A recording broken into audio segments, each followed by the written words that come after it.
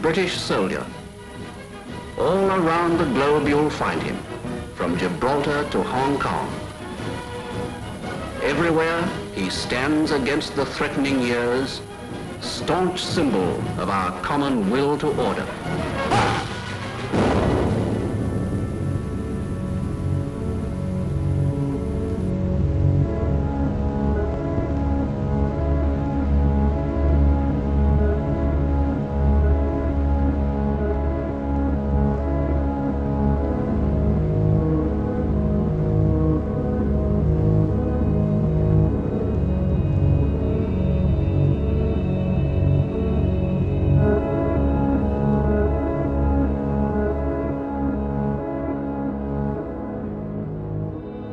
British Empire, the largest empire the world has ever known.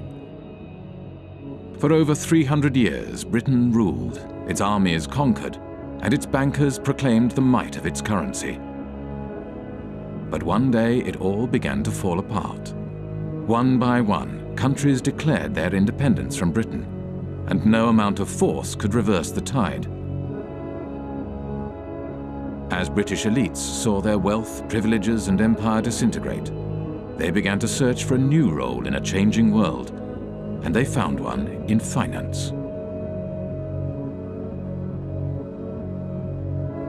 This is a film about how Britain transformed from a colonial power to a modern financial power, and how this transformation has shaped the world we live in.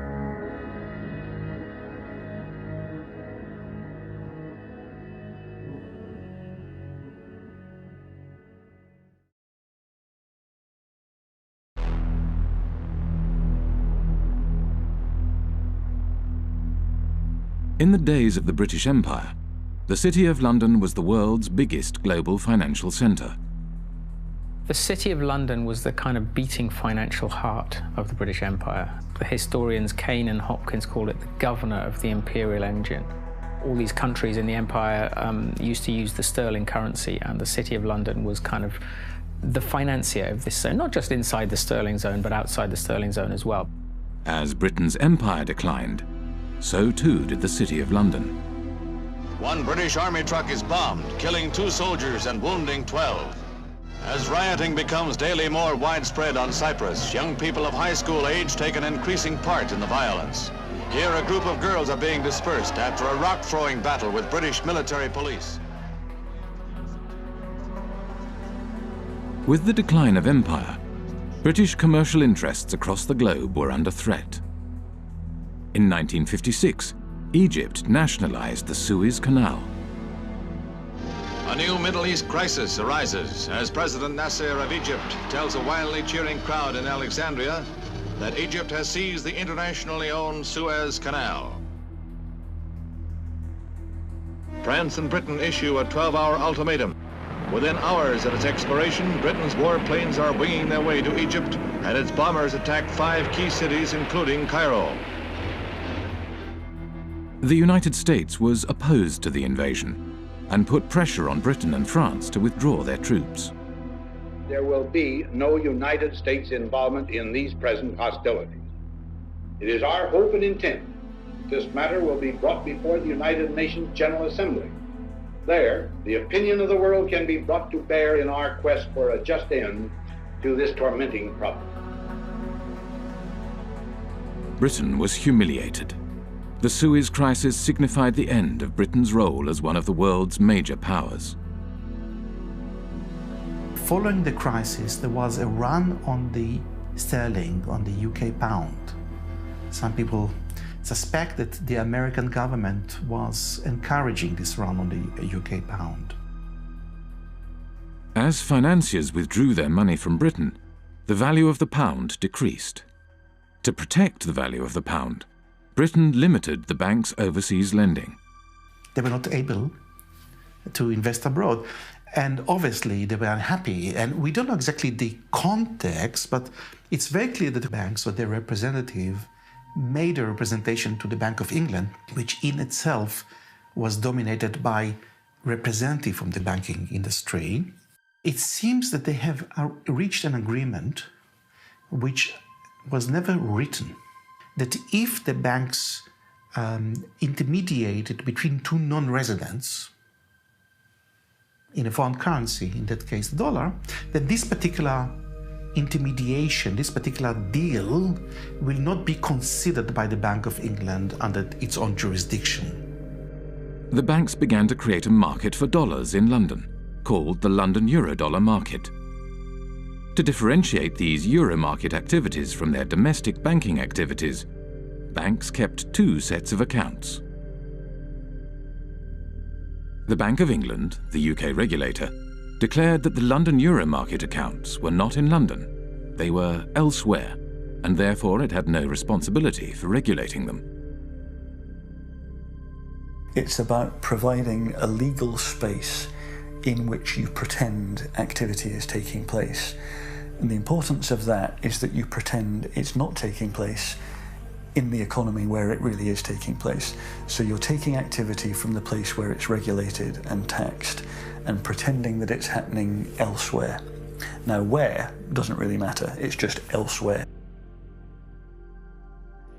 When American banks realized that London offered the ability to avoid US regulations, they moved their international operations to the city.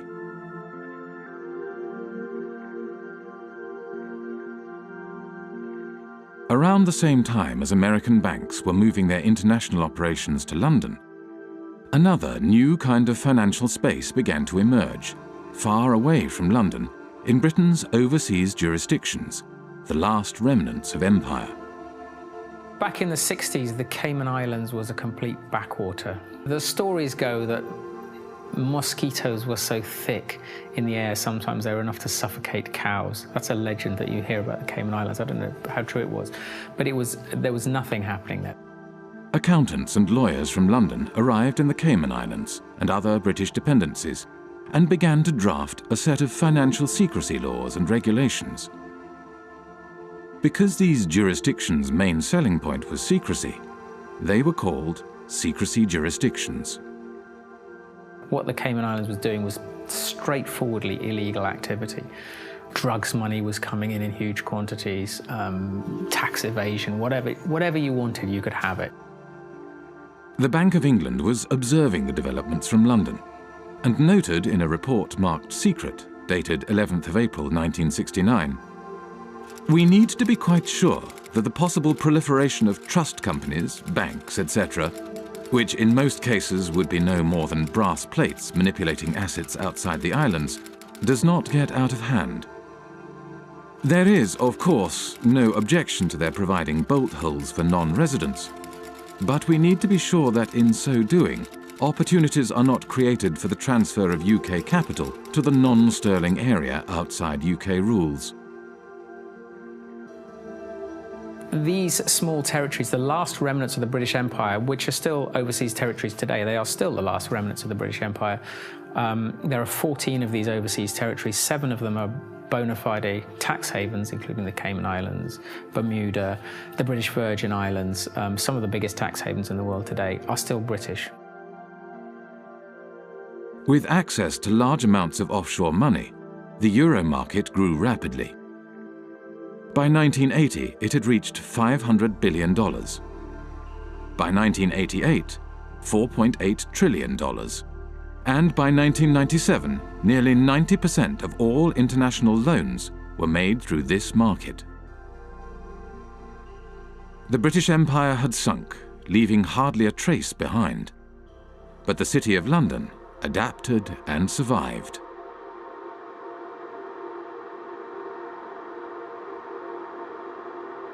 The City of London, London's financial district, is a peculiar place. It has been called a city within a city, a state within a state. It is run by an organisation called the City of London Corporation, a private company that performs all the functions of a local council with a private police force and private courts.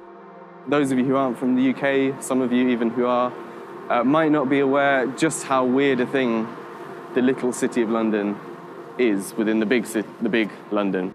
The City of London is a separate entity to the wider London, and it has its own head, the Lord Mayor, who's distinct from the Mayor, who runs the rest of London. Every November, the city stages the Lord Mayor's Show, the world's oldest civic procession.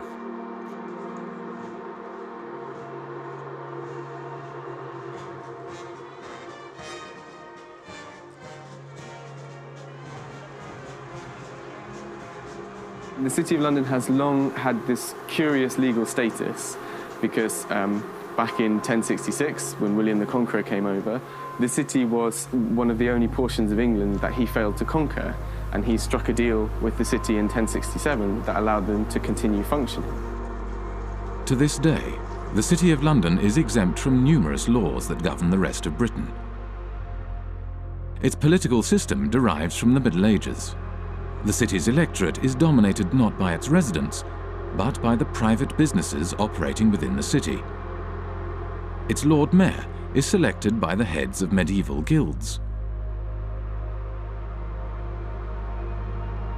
They have a representative in the House of Commons called the Remembrancer. Apart from the clerks of the court of the House of Commons, he's the only unelected person there. All other lobbyists have to stop, in the lobby. They're not allowed past the lobby. The City of London has a permanent representative in the House of Commons, whose role is to report back to the City of London Corporation and to lobby Parliament on behalf of the city. The Corporation of London, clearly, it's a unique and interesting phenomenon that should have attracted many political scientists, political economists, and economists. But I don't know of anyone who has studied systematically the Corporation of London and its impact on policy or economic policy. So we can only surmise.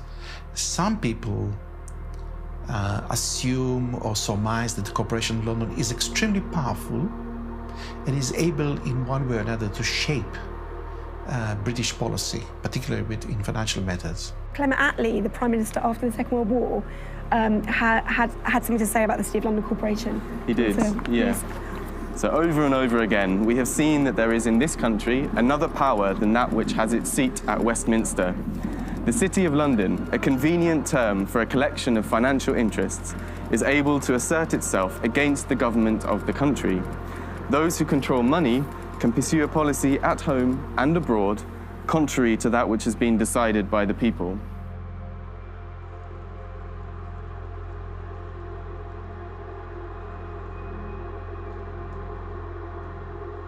At the heart of the City of London stands the Bank of England. The Bank of England is not just a central bank, it is also a financial regulator. At the demise of empire, the Bank of England used this regulatory authority to help attract the world's banks to London. In 1972, the Bank of England issued a license to the Bank of Credit and Commerce International, which set up its head office in London. Within 10 years, BCCI grew into the 7th largest bank in the world. 10 years later, BCCI was bankrupt. The deputy director of the CIA, Richard Kerr, said late today that the CIA did use BCCI to support CIA activities overseas. But BCCI had not just collaborated with the world's intelligence services. It had also engaged in extensive financial fraud, money laundering, and terrorist financing. BCCI constituted international global crime of a level that boggles the mind. BCCI was financing terrorism. The Bank of England knew it, says the report, but instead of supervising it properly, it tried to prevent the bank's collapse. I am saying very directly that the Bank of England had sufficient information in front of it to close BCCI 15 months earlier than it did. Millions of depositors were hurt in that process. Numerous whistleblowers from BCCI had contacted the Bank of England, yet the Bank of England did nothing. The Bank of England had plenty of time to intervene and investigate, but it did not do so because the tradition at that time, which still survives, is that, well, actually, you have to just kind of send hints and talk over lunch tables with the chaps regulating other chaps, and all would be well. Robin Lee Pemberton, the governor of the Bank of England at the time of the collapse of BCCI, commented, "The present system of supervision has served the community well. If we closed down a bank every time we found an incidence of fraud, you would have rather fewer banks than we do at the moment." London was a place for banks to engage in business that was not allowed elsewhere, where senior bankers did not have to worry about the consequences of their actions. This is one of the reasons why today there are more banks in London than in any other financial centre. In Britain, nobody goes to jail. No bankers go to jail. They generally don't. They are a protected species. And that is part of the offshore business model of the UK, is to say, we will protect you, we will bring your money here, we will look after you. We're not going to put you in prison, we'll let you do what you want.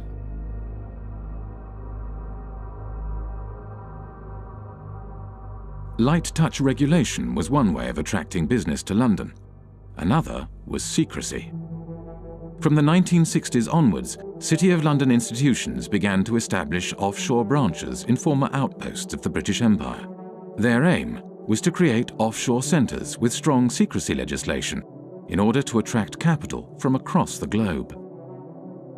Swiss banking secrecy is the most famous, the most well-known. You put your money in a Swiss bank and they promise not to tell anybody, and that's one kind of secrecy. But another kind of secrecy, which is very British, is the trust. And the trust is a very slippery, complicated and devious mechanism. Trusts emerged, the legend has it, from the time of the Crusades, when the knights would go off and fight in foreign lands, and they would leave their assets in the care of trusted stewards. What trusts do ultimately is they play with the concept of ownership. Ownership is not such a simple thing. So the settlor, the knight in this case, would hand over the assets to someone who these days would be called a trustee. It's often a lawyer. Legally, you are separated from those assets. They're not yours anymore. There's a barrier. You can't be taxed on them. Nobody's going to find anything about your connection to these assets. In Britain's offshore jurisdictions, no qualifications are necessary to be a trustee. Anyone can set up a trust and act as a trustee. There is no registry of trusts. There are no bodies to certify that a trust has been set up.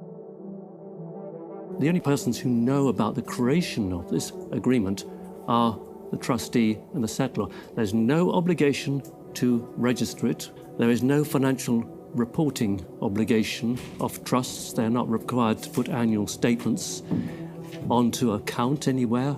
So actually trusts are, to all intents and purposes, invisible arrangements. Economist John Christensen was an economic advisor to the secrecy jurisdiction of Jersey for 10 years. We're not talking about a few million. We're talking now about trillions. Trillions of dollars of capital, which apparently belong to nobody. For tax purposes and for other purposes, they belong to nobody. Everything, works of arts, gold bullion, racehorses, cars, real estate, not just financial assets, but a whole load of non-financial assets belong to these trusts, sitting there belonging to nobody. Now think that one through, because we are talking about maybe as much as $50 trillion of assets sitting offshore behind these instruments. Well, the Cayman Islands are among several British overseas territories who have signed a new information exchange agreement with Britain and the rest of Europe to tackle tax evasion. The countries are now required to automatically provide details of the ownership of bank accounts and how they're used. Cayman became the first signatory last week. It's important that the Cayman Islands should be recognised as the first overseas territory to sign such an agreement with the United Kingdom. And I think this importantly reflects the constructive approach that the Cayman Islands has taken in delivering our shared objective of rooting out tax evasion. The trust lies at the core of the British secrecy model. They don't use banking secrecy. The Swiss use banking secrecy. The British, of course, are only too willing to kill off banking secrecy because they will then capture a larger market share. That's why the Brits are doing this. Trusts are the basic building block of Anglo-Saxon secrecy, and they form the basis from which complex offshore structures are created. Every secrecy jurisdiction offers a specific set of services, from trusts to shell companies to secret bank accounts and nominee directors. The combination of these services into complex structures, spanning multiple jurisdictions, enables the creation of secrecy structures that are almost impossible to penetrate. An offshore structure will often have a trust kind of sitting at the top of it. The trust will be here managing the assets, kind of controlling the assets. Underneath it, the trust will own some shell companies. Each one might be in a different jurisdiction. So you might have a trust in one jurisdiction whose trustees are somewhere else, whose beneficiaries are somewhere else, which owns offshore companies somewhere else. Each of these companies might then own assets, so that they might own, a bank account, a racehorse, a yacht, a painting, a portfolio of shares or whatever. There are numerous variations of trusts and offshore secrecy structures. There are offshore lawyers whose work entails the creation of ever more complex and obscure structures. The aim of these structures is to hide the identity of the owners of offshore assets and allow offshore wealth to be recycled back into global markets. But looking on the amount of money being administrated from tax havens, you see that it is a curve going like this. And all the talking we have been doing along with other wonderful people fighting against tax havens has not changed anything, It is the word where you say, go on talking, and go on talking, you're interesting me, and I'm going on doing what I want to do. We know everything today because we have had the Panama Papers, we have seen it, and we are not able to act upon it. And we are not able to act upon it because this system is really protecting the few people that are having benefit from it. And these are in percentage very few people, but they are powerful. And I see in the Panama committee that I'm sitting in, the only thing that could change this is to have a public accessible register of the beneficial ownership of trusts and of all kinds of companies. It is easy. The Panama Papers are a collection of leaks from the offshore law firm Mossack Fonseca. Mossack Fonseca is the fourth largest offshore law firm. The other 9 of the 10 largest offshore law firms are registered in British overseas jurisdictions. When countries complain to Britain about the activities run out of its offshore havens, Britain claims that these places are independent and that there is nothing it can do. I've heard time and time again from officials in Berlin and in Paris and in Washington and in other countries that they've been told by the British government that, yes, they're well aware of what's going on in Jersey and they think it's very unfortunate, but they don't have the powers to intervene. Well, that's a straightforward lie. They do have the powers to intervene. They just choose not to. Britain plays this kind of game of pretending, when it suits them, to pretend that these places are independent. At the end of the day, Britain appoints the governor, appoints lots of senior people in these places. They're responsible for foreign relations and defence, and also they can veto their legislation as well. So Britain has a massive degree of control. Basically, it is controlling these places, allowing them a little bit of political space. During his time as economic advisor to Jersey, John Christensen frequently travelled to London for talks with various British government departments. As economic advisor, I had a lot of contact with different departments. Traditionally, UK governments have tried not to interfere in the domestic affairs of places like Jersey. So it happens in a more subtle sort of way. You kind of go and talk to someone, either at the Home Office or the Treasury, and they'd say, well, we're not actually particularly keen on this piece of legislation. It might be a good idea if you didn't go down that route. And over a cup of tea, that's quite a strong signal. That's a signal, go back to the island and say, they don't want you to do this. The British government prefers not to interfere overtly. Instead, it communicates its desires through informal discussions. There is no paper trail or official statement. discussions take place behind closed doors. The relationship that these places have with London is very much about the British establishment and people understanding each other. I mean, anybody who is British or knows British people knows that communication between us is often very subtle, and you have to kind of know the codes when people say stuff. I mean, a lot of irony involved and a lot of kind of codified language of the British establishment that people kind of understand how it works. And I think that is very much the case with the British relationship with the tax havens. I think there's a lot of understanding of what we can and can't do without anyone having to actually spell it out. By keeping its power hidden, Britain is able to claim that these jurisdictions are politically autonomous. Independence for Cayman is not on government's agenda. That's the message being sent to the UN Special Committee on Decolonization. Attorney Steve McPhail will be representing government at the UN meeting.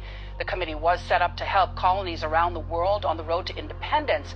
But Mr. McPhail says he'll be making it clear that Cayman is not ready for that transition. And that message is that the Premier, his cabinet, his party has no mandate from the people of the Cayman Islands to seek independence. That is the message that I will be carrying. When the Bahamas declared independence from Britain in 1967, the offshore bankers relocated to the Cayman Islands and continued their business from there. It was the British connection that reassured bankers and their clients that their money was safe. This British bedrock, that is what has allowed these places to become so trusted by the financial services industry and offshore finance and all these people. In reality, much of the wealth administered in Britain's offshore havens is controlled from London. The City of London, by and large, likes to do its really dirty work outside London. There might, heaven forbid, be a regulator who actually takes the job seriously and starts to prosecute them for fraud in London. So better to do the frauds offshore in Gibraltar or Jersey, where there's much less risk that a serious prosecution will ever happen. Deals are often discussed and concluded in London, but then registered offshore for tax, transparency, and regulatory purposes. What they allow the city to do is to get involved in dirty business, but then when the scandal hits, to say, well, they're kind of independent, there's nothing we can do about those places, that's not us, that's tax haven activity, and we're the city, you know, we're not involved in that kind of stuff. So it's an incredibly kind of convenient relationship. The City of London has shaped the way in which Jersey, Guernsey, and the British Overseas Territories have developed as tax havens. I see these places as the Frankensteins created by the City of London. Today, the UK is the world's largest provider of international financial services. The UK has an almost unique role in global finance. If you look at data, the kind of data that we've constructed in the Financial Secrecy Index, you can see the relative shares of each country in the global provision of financial services exports. That's financial services to non-residents. Now, there are two big centres, and everything else is quite small in comparison. The two large centres are the United States, with around 19% of the global market, and the United Kingdom and its offshore jurisdictions, which have around 25% of the global market. And if you add to that other jurisdictions, ex-colonies, but recently independent, fairly recently, by which I mean Hong Kong, Singapore, maybe even Dubai and Bahrain, and Cyprus, then you reach a figure of nearly 40%. And I think that figure represents better the position of London in the global financial market. The soldiers left, the administrators left all the colonies, but they still kept a significant degree of control over the financial flows from these former the former parts of empire in the rest of the world. So you could describe it as a second empire, Britain's second empire, sort of hidden financial empire spanning large parts of the globe. At the time of the British Empire, the City of London was the world's largest global financial centre. Not only Britain's colonies, but also independent countries did their banking in London and used the empire's currency for trade and financing. As the empire declined, so too did the City of London. The establishment of the London Euro market enabled City of London banks to continue to exploit their empire-era networks and expertise, and the creation of secrecy jurisdictions gave banks access to large amounts of cheap money. International banks from across the globe set up branches in London and Britain's offshore jurisdictions in order to take advantage of this new system. This system has taken the place of the occupation, up till 62 for France, I don't know for England, but about the same time. England were physically present in India, for instance, or in other colonies. And when you look at the money flows through the tax havens, they are increasing when we withdraw from the colonies. We are still plundering developing countries as former colonial powers. Wealthy individuals, organized crime, and corporations shifted their wealth offshore in exchange for secrecy and no tax. And as countries around the world began to deregulate and open their economies, it became ever easier to do so. Today, as much as half of all global offshore wealth may be hidden in Britain's secrecy jurisdictions. One of the losers is Africa, whose flight capital flows mostly into the modern British spider's web. I think it's no coincidence that Britain's offshore empire emerged more or less at the same time as the collapse of the former empire. We tend to think of Africa as being a huge net debtor to the rest of the world. But that was the extent of their debts at the end of 2008, 177 billion. The debt of sub-Saharan African nations stood at $177 billion in 2008.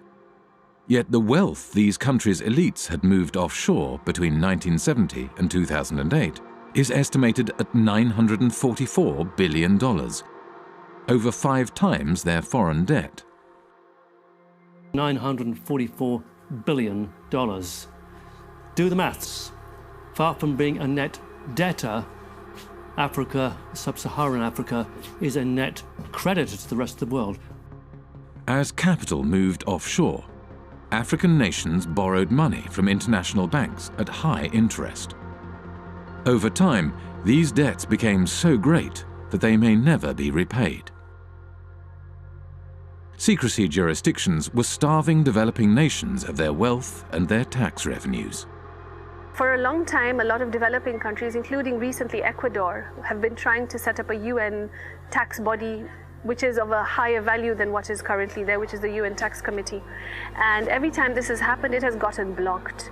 During the financing for development process in Addis Ababa last year, I think it was the UK and the US that blocked attempts again to set up this World Tax Organization. So why would they not want to have democratic decision-making in global decisions on how tax gets collected across borders? I don't understand this. As long as we have cross-border activity that involves both criminal and legal activity, as long as we're unable to separate the two, this is going to continue to be a problem. Western nations block attempts to provide greater transparency of international financial flows and the implementation of global standards for the collection of tax across borders, whilst elites in developing nations use offshore centres to hide their wealth offshore. The oil from Gabon has not benefited people in Gabon. And this is true for the copper in Zambia, for the gold in Mozambique or in Mali. They have benefited the company that do extract it and their shareholders. It has benefited the corrupt elite in the country. In developing countries, the offshore system of tax havens has facilitated the looting of these countries by their elites. It has enabled them to steal the money and keep it safe somewhere else. Illicit financial flows, because the anonymity that drives them creates incentives for people in positions of power to be corrupt. This is why there's a group of countries where development progress is so difficult. It's that the incentives of individuals and the ability to pursue them through all the mechanisms that underpin illicit flows outweigh the type of mechanisms that lead you to a powerful, representative, effective state that can start to deliver development.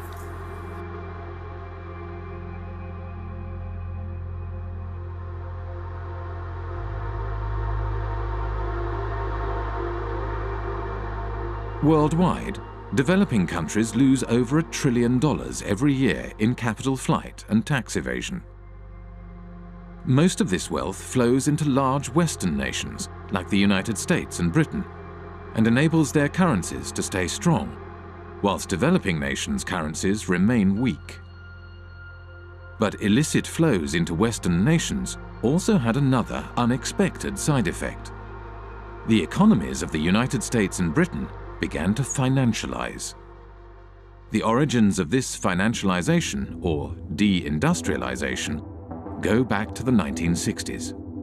Anti-war demonstrators protest U.S. involvement in the Vietnam War in mass marches, rallies, and demonstrations. President Johnson, meanwhile, let it be known that the FBI is closely watching all anti-war activity. In the 1960s, U.S. economist Michael Hudson was working at Chase Manhattan Bank on Wall Street as Chase's balance of payments economist. During the 1960s, the United States balance of payments deficit was entirely a result of foreign military expenditures. Dollars were flowing out of the United States as a result of the cost of the Vietnam War. The United States attempted to prevent the dollars flowing to Vietnam from being deposited in foreign banks.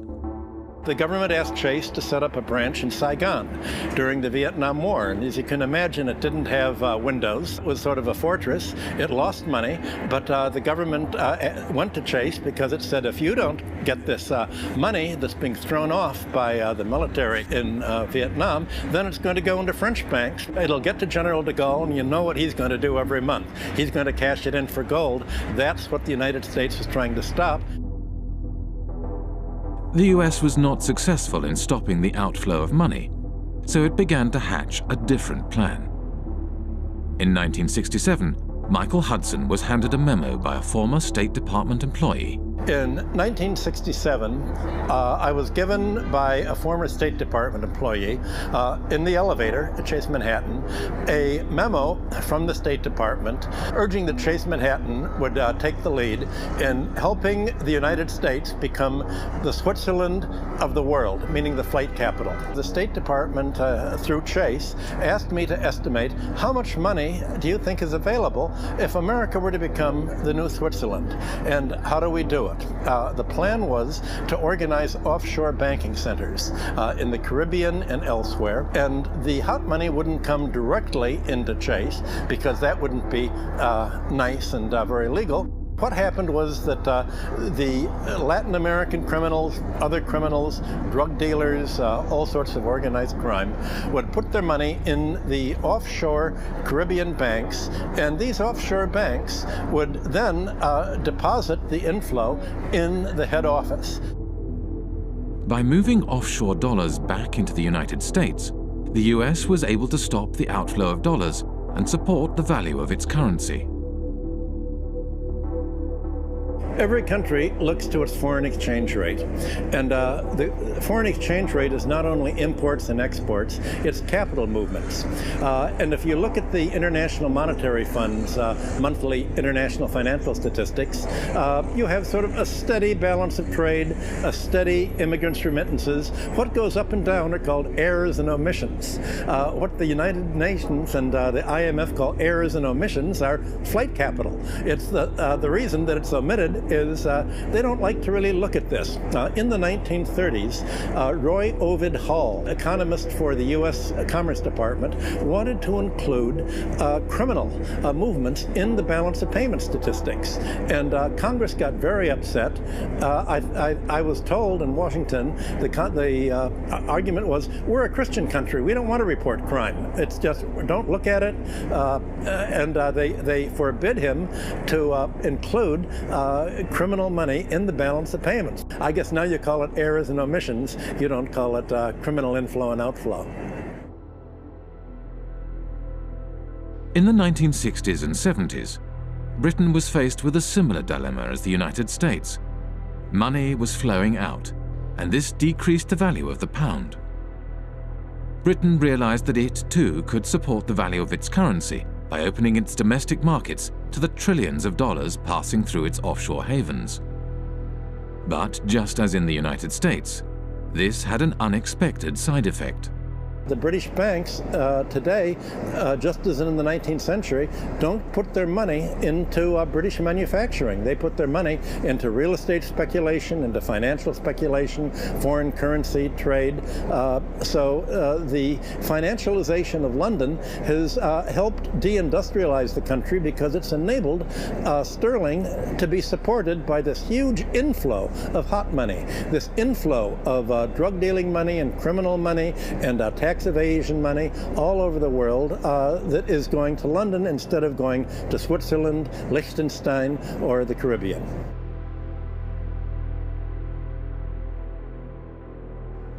With the silent backing of the United States, Britain's offshore havens grew rapidly, and before long, the offshore system developed into the world's dominant international financial market. Few were aware how this market functioned. In 1986, economist John Christensen went offshore to investigate. He applied for a position at the Jersey office of one of the world's major accounting firms. At Deloitte & Touche, I was working in what's called company and trust administration, straightforward offshore stuff. I went offshore specifically to work in that area because that's where you're dealing with the offshore companies, the shell companies, the offshore trusts, and you're administering them. That way I could see from working inside a big global accounting firm exactly what the clients were doing. I had complete access to all the client files. And over the course of my period of working with Deloitte & Touche, I investigated over 100 of their clients offshore, and this is what I found. There were some insider traders, some market rigging, some avoiding disclosure of conflicts of interest, illicit arms trading, illicit political campaign donations, contract kickbacks, bribery, fraudulent invoicing, trade mispricing, and, at the bottom, tax evasion. Okay? This is what the clients were doing. On the basis of a sample of the clients that I looked at, not a single client was involved in what I would regard as genuinely legitimate activity. They were all involved in some kind of tax dodging or worse. I met with Carl Levin, he used to be an American senator, and he made a lot of inquiries into private banking, asking questions to the bankers. What do you think the percentage is among your clients that are using these companies for legitimate purposes?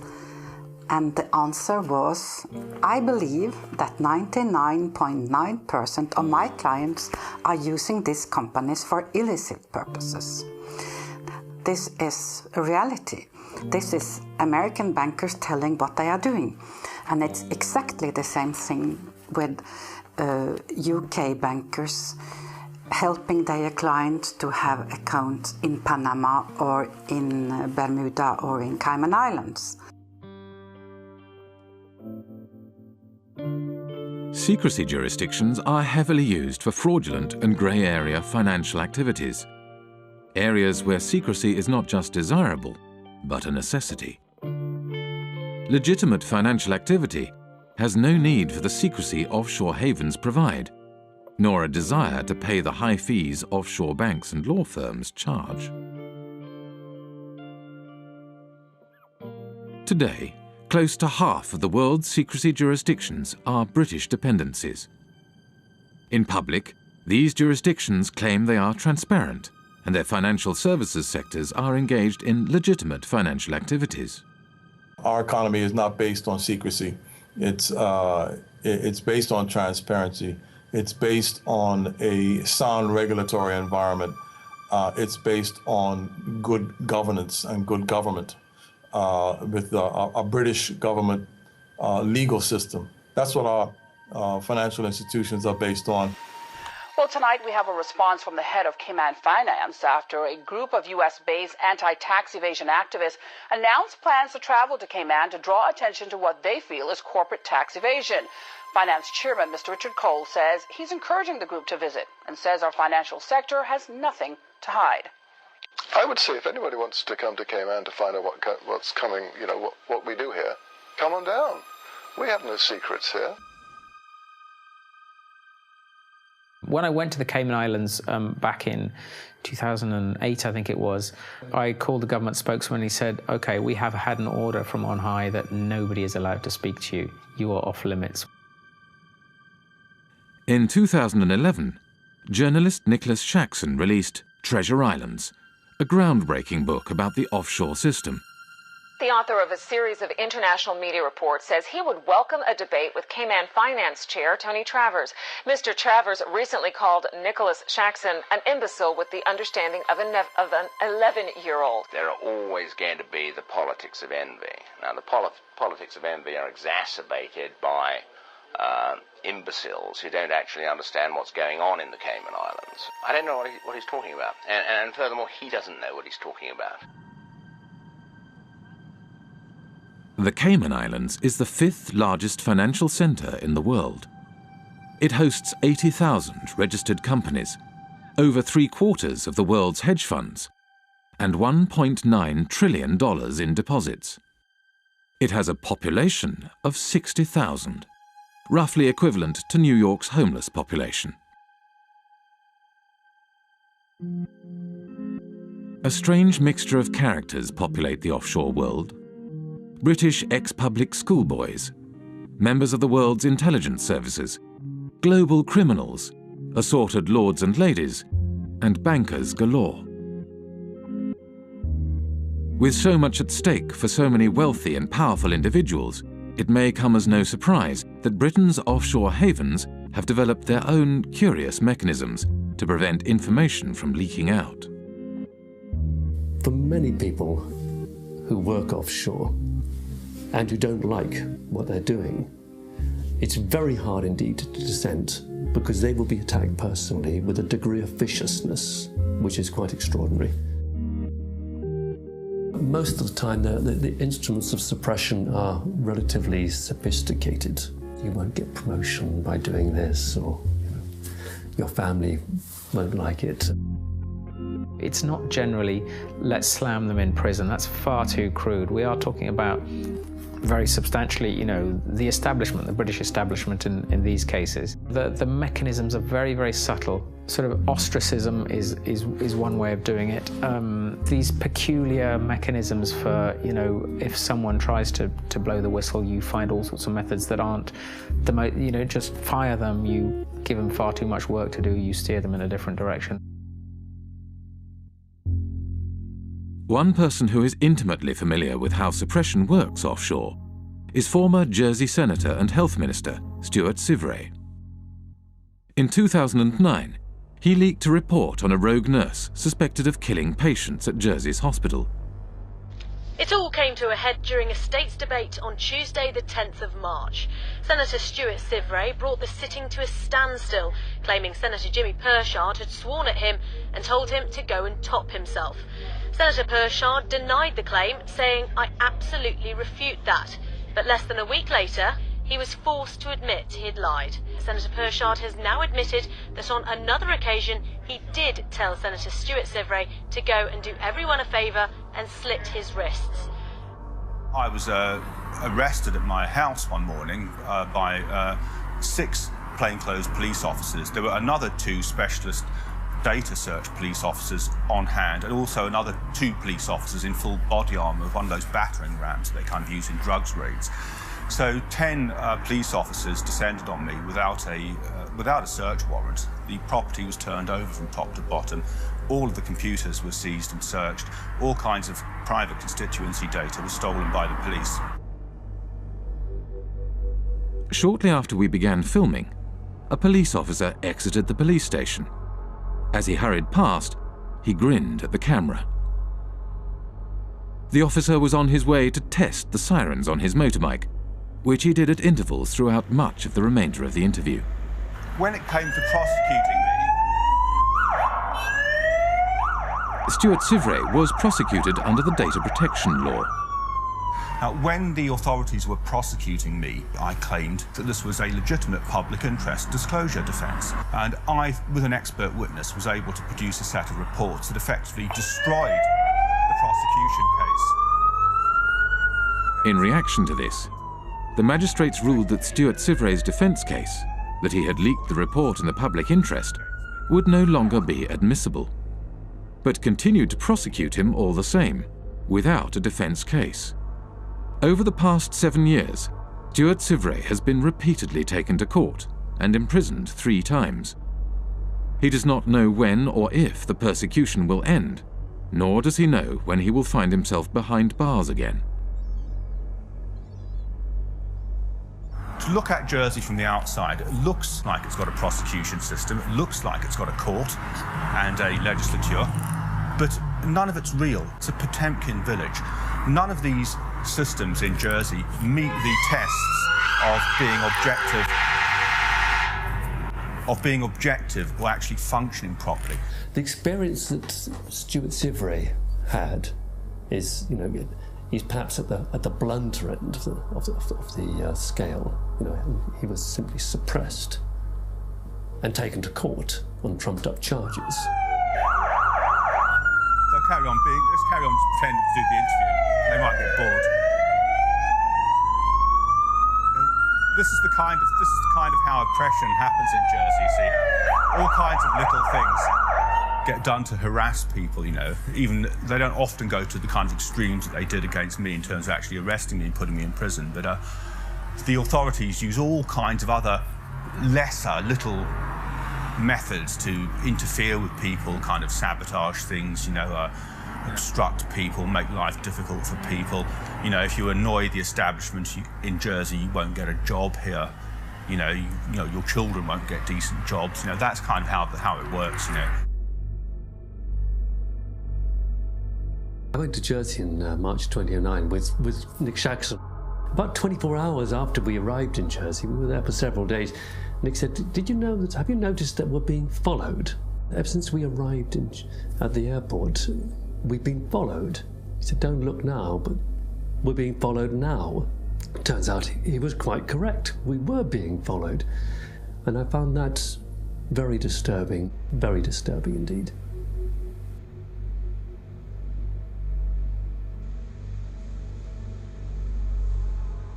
They have a saying in Jersey, if you don't like it here, there's always a boat in the morning.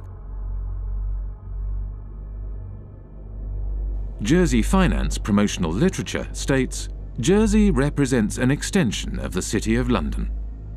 It's where the City of London chooses to do many of the activities which they couldn't do in London itself. We're here just to talk about this one company called Appleby. I'll just read what they say on their website. Members of the firm, Appleby, have gone on not only to political office, but also in a number of centres, Bermuda, Jersey, the Isle of Man and the Cayman Islands, to senior judicial office. So essentially, they're boasting of the fact that their staff and their partners have a real interchange between the people that are in power in these offshore financial centres. The same lawyers and accountants who set up and administer offshore trusts also occupy senior political positions. In Britain's offshore world, Most politicians are in business.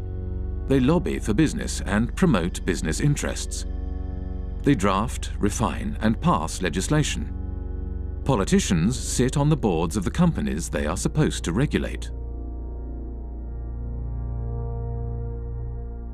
There is no place for dirty money in Britain. Indeed, there should be no place for dirty money anywhere. The challenge I'm laying down for every country today is to root out the rot of corruption, to ensure transparency over what your own companies are doing, require transparency for foreign companies in your country too, and work with us to spread this approach to transparency around the world. In public, British politicians claim they are cracking down on secrecy jurisdictions and corruption. But in practice, they do the opposite. When I talk to politicians in Brussels, they say that they've had more lobbyists from London, and including politicians, come to them to protect the City of London's interests than they've had from every other European member state combined, which gives you some idea of the extent to which British politicians see themselves as essentially lobbyists for the City of London. We begin with our big story. Cayman's efforts to ensure transparency in its financial services sector is being recognised by the international community. Earlier this week, the UK's Prime Minister David Cameron told Parliament that the tax haven label placed on its crown dependencies and overseas territories is unfair. Many British politicians have personal and business ties with the City of London and British secrecy jurisdictions. Former British Prime Minister David Cameron's father, Ian Cameron, was an expert in offshore funds and was involved in offshore trusts from the 1980s onwards. At this courthouse behind me here in St Helier, we found this. It's a document called a grant of probate, and it's attached to the English will of none other than Ian Cameron, David Cameron's father. Say hello to Mum and Dad. Hi, Bar, how are you? Good to see you. Ian Cameron was certainly a wealthy man. In 2009, his personal fortune was estimated by researchers for the Sunday Times Rich List at £10 million. Yet when Ian Cameron died in 2010, his estate was much smaller than might be expected, just £2.7 million. In many cases, it's the politicians and their cronies and their families and so on, and the business people who sponsor the political parties who are using these offshore services themselves. So they've got no personal interest in closing it down. If they wanted to close it down, they could do it tomorrow. The fact of the matter is they don't want to do it because they themselves are complicit with the process. If you come from the same kind of background, you know the right people, then all the kind of legal niceties will often fall away. You can get away with doing all sorts of things that they wouldn't just let any old person, you know, if you came knocking on the door saying, can you set up an offshore company to do this, they'd tell you to get lost. But if you're part of the networks, you can do these kinds of things. So that's a very important part of the whole system. Upper class British public school kind of establishment that has been there since, you know, for centuries. The British establishment, an old boys' network of privileged elites, had carved out a lucrative niche for themselves in the offshore world after the demise of empire. They transformed themselves from administrators of empire into financial handlers for the global elite and multinational corporations.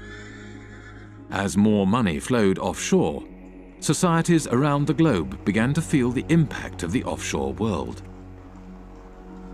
The reality is not what you believe, that your prime minister has the power to decide on the future of your country. The power is hidden here.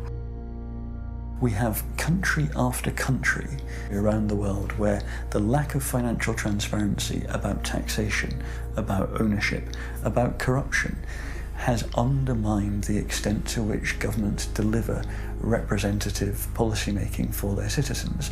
You know, we have extreme cases like the hiding of tax evasion by people in finance ministries in Greece, in France, but we also have this system that in general is geared towards anonymous company ownership, the anonymous ownership of properties across London, of half of the land in Scotland.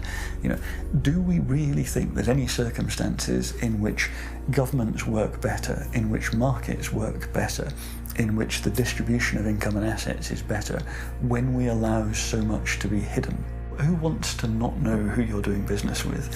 Who wants their government to have people working for it, or to be led by people whose assets are hidden, whose financial transactions are conducted anonymously offshore? This is a bad direction for the world. We need the citizens to understand what is happening, that they are the ones who is carrying the burden, and that some individuals having the power are exonerating themselves. Ordinary people are paying taxes, rich people are not. So this is inequality, and it is leading up to populism, because it shows so clearly that the people today leading the world are not able to take care of the interest of ordinary people.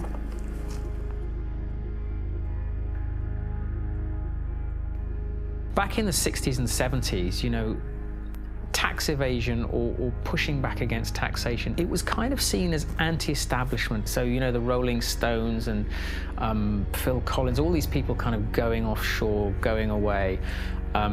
It was seen as a sort of rebellious thing to do. And if you fast forward to the present day, now that is the establishment. The offshore system is the establishment. Today, offshore is the way elites and multinational corporations conduct their affairs. Tax evasion is the way business is done. This kind of sophisticated cheating requires a huge infrastructure. We like to talk about the pinstripe infrastructure of highly educated people who think it is their right to help others to cheat societies. We have a new mafia in town. It does not actually shoot people, does not put bullets in their kneecaps, but its trade is just as deadly. It deprives people of opportunities to have healthcare, education, security, justice, and essentially a fulfilling life. Accountants form the backbone of the offshore system. They administer the structures that allow individuals and corporations to shift their money offshore and evade taxes. There are about 2.5 million professionally qualified accountants on this planet. About 330,000 are in the UK. Well-known people, well-dressed, well-fed, highly paid, are sitting in city centre offices, and they are paid to dream up tax avoidance schemes for individuals and for corporations. We can all elect a government which says, vote for us, we will give you better healthcare, better education, better security. And next day accountants say, sorry about that, folks, you elected this government, but we actually got a tax avoidance scheme, and the Amazons and the Googles and Microsofts won't be paying any taxes in your jurisdiction. Too bad. You voted for it, but actually you're going to get something else. So it's a crazy world that part of the business model at big accountancy firms is how to deny public the services by erosion of tax revenues. And these firms are then rewarded with government-funded contracts, and the same firms are then advising local governments and the central governments, and the same firms then report on the company accounts and tell us all is well. When I argue this with a Pricewaterhouse partner in a face-to-face debate, he said, Professor Sicker, you never give us credit for anything. We generate millions of dollars of revenues, and we have lots and lots of satisfied clients. What is your problem? And my response was very simple: that's the language of drug pushers and pimps.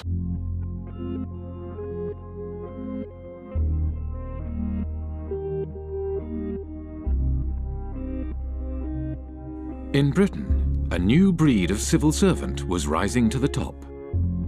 One such civil servant was Dave Hartnett, who rose to the top of HMRC, the UK tax authority. Dave Hartnett had a new way of collecting tax. Deals would be negotiated on an individual basis, behind closed doors. In the case of the largest clients, Dave Hartnett frequently led the negotiations himself. British Telecom was one of the first companies through the programme and received a refund of over £1 billion. BT's chief executive, Ben Verweyen, wrote, "Earnings per share up 14%, and nice to know that we have a £1 billion credit from the taxman." Dave Hartnett claimed this approach was more efficient. Litigation in the courts is really phenomenally expensive in this day and age all over the world, and I think is to be avoided where possible. And the art is to persuade people to pay by strength of argument and the like.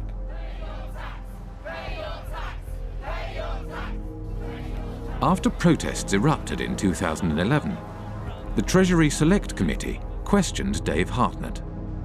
Dave Hartnett claimed he could not give any information due to taxpayer confidentiality.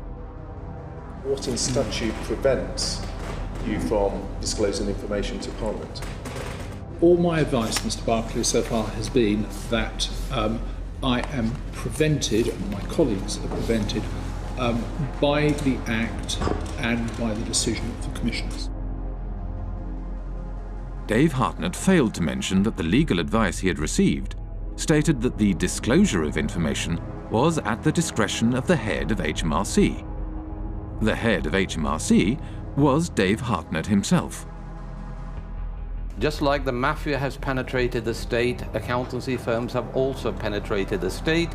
The head of anti-avoidance in the UK tax authority is from one of these firms. The newly appointed chairman of Her Majesty's Revenue and Customs, which is a tax authority, is a partner from KPMG. Their partners have penetrated the state. They are running the Treasury. Britain's financial services industry had penetrated the state and began to shape its laws for its own benefit. The degree of political capture by the City of London, by the big banks and the big law firms, is so enormous that the politicians have effectively become their spokespersons. With the government unwilling to act in the interest of the public, a group of protesters confronted Dave Hartnett at a private event in Oxford. Hi everybody, I'm sorry to interrupt. I'm just going to take a few moments of your time. Here tonight to present Dave with an award. It is the Lifetime Achievement Award for services to corporate tax planning. Thank you. Thank you very much. Dave's been a great friend to the industry, a great friend to many of us over the years, and really we just can't thank him enough for what he's done. Obviously us at Vodafone, it saved us billions off our tax bill, and our friends at Goldman Sachs as well, we've also saved us millions as well. 25 million or so. These people are trespassers and intruders. And I know you've had problems with those pesky This is an unlawful conspiracy to trespass. And you will go, sir. You will depart immediately before we set the dogs on you.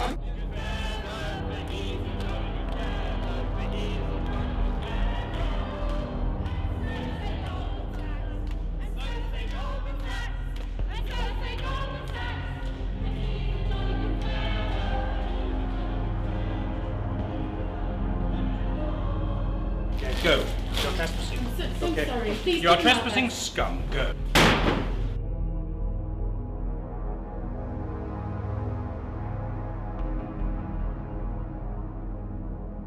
After his retirement, Dave Hartnett moved to the private sector. One of his positions was at accountancy firm Deloitte, where he advises foreign governments on corporate taxation.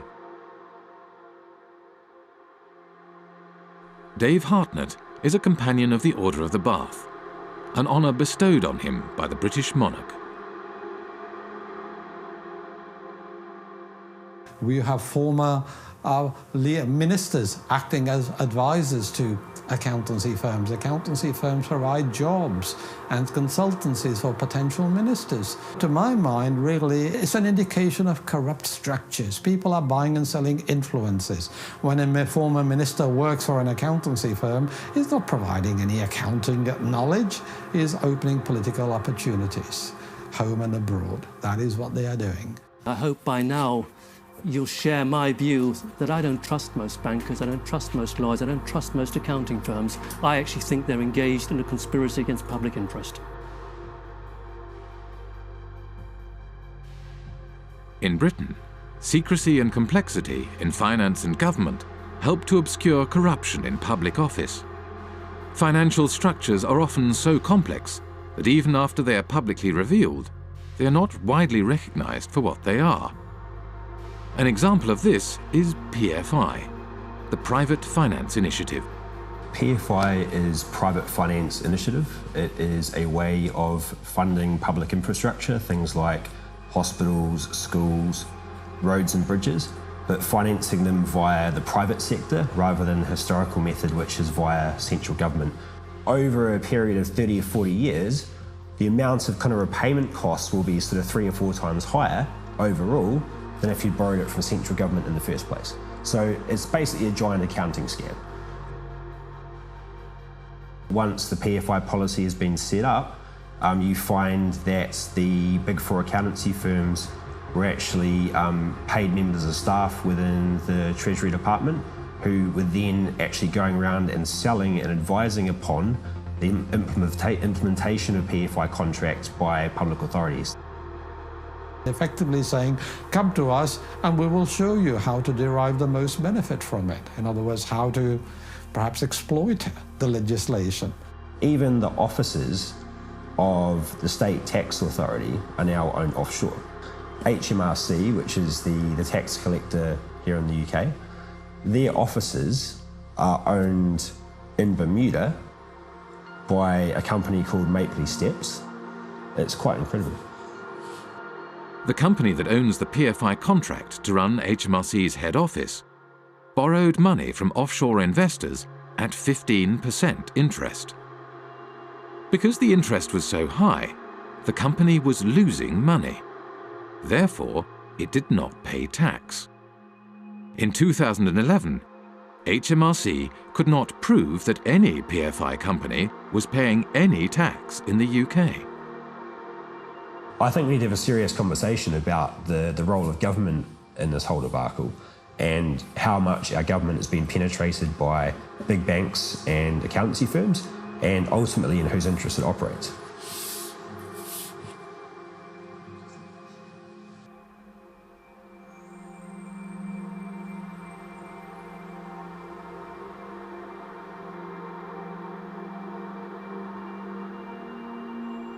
The reason we were protesting outside the Africa PPP conference is that we wanted to make sure that citizens back in Africa should hear about the fact that such policies have been a complete failure here in the UK.